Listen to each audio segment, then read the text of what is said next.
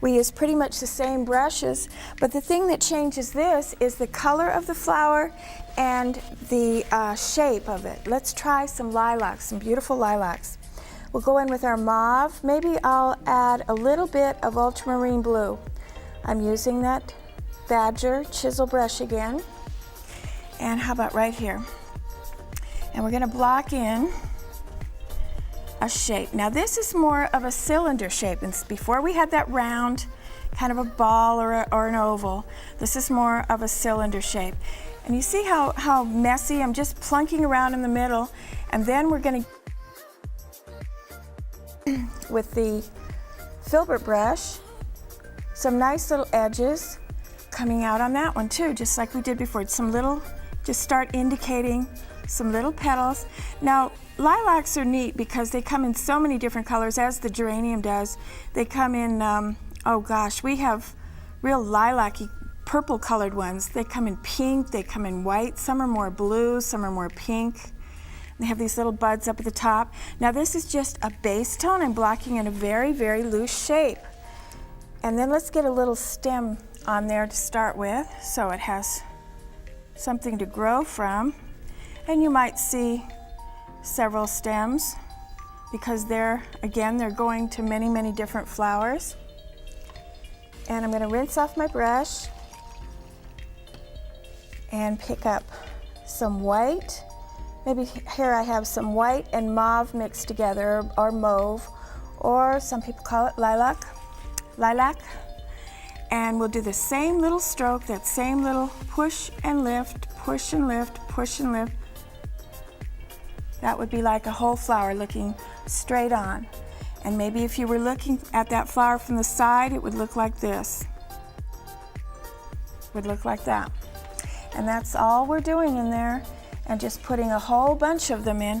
One thing you don't want to do, I'll show you a mistake that a lot of people do. They'll put a little flower in, and then they'll skip a big space and put another perfect little flower in. Well, I can't even skip a space. I crashed into that one. I'm so used to overlapping my flowers. Here, let's try it up here.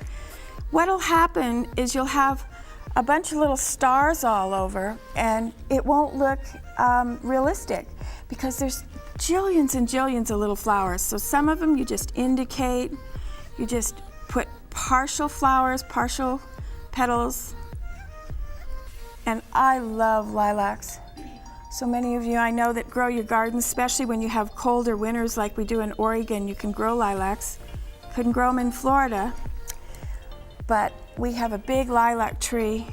Actually, it's the neighbor's tree, and we get to enjoy it because it's so big, it comes up over our fence. And I'd like to grow all the different colors of lilacs. I'm just plunking around in here, just filling in this area, keeping in mind all the ragged ins and outs of the edges. You don't want a real tight shape of a cylinder. It goes in and out, in and out.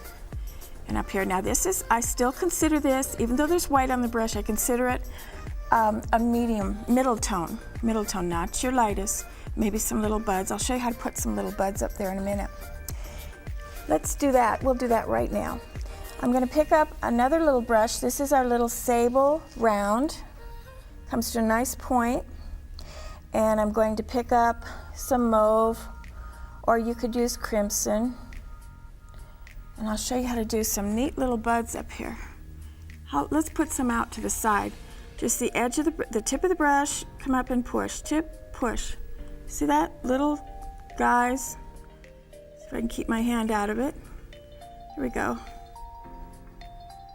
They grow off the edges or the tips of the lilacs. Sometimes you see a lot of them. If the stalk of lilacs isn't open completely, you'll see a lot of those little guys up there.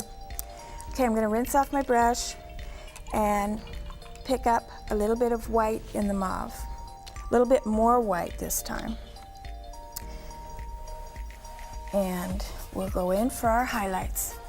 Now we'll go again kind of in the middle, because as an object, which this is actually, it has all sides, so it goes around. It's a long cylinder, but it goes around to the other side. Well, as something goes around the edges, it gets a little darker on the edges, so most of your highlights would fall right through the middle area. So let's put some nice bright guys. I'm going to dip down, pick up some more paint. Now I have no idea how many petals these have, and not very many of them you're going to show all the petals anyway. Remember to let a little bit of your dark show through here and there for the contrast.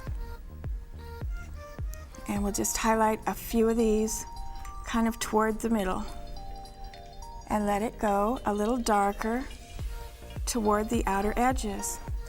By doing that constantly, push down and lift up stroke, what's happening is your brush is releasing most of the paint. In this case, we were using white or a light mauve. Your brush is releasing most of the paint where you push down the heaviest, and where you lift up and pull away, your brush is releasing less paint. Therefore, you're letting that dark show through on the underneath side. That makes sense, doesn't it? It really isn't a big mystery to painting. Long as you know some simple, basic techniques, there is no big mystery about it. So I really hope you have your pens and your paper today and take a lot of notes while I'm doing this. And it's really just very methodical, step by step, step 1, 2, 3, and then you have a lilac. And we'll dab just a little bit of green or green and yellow in some of these. And if you wanted to, you could put in a few little leaves.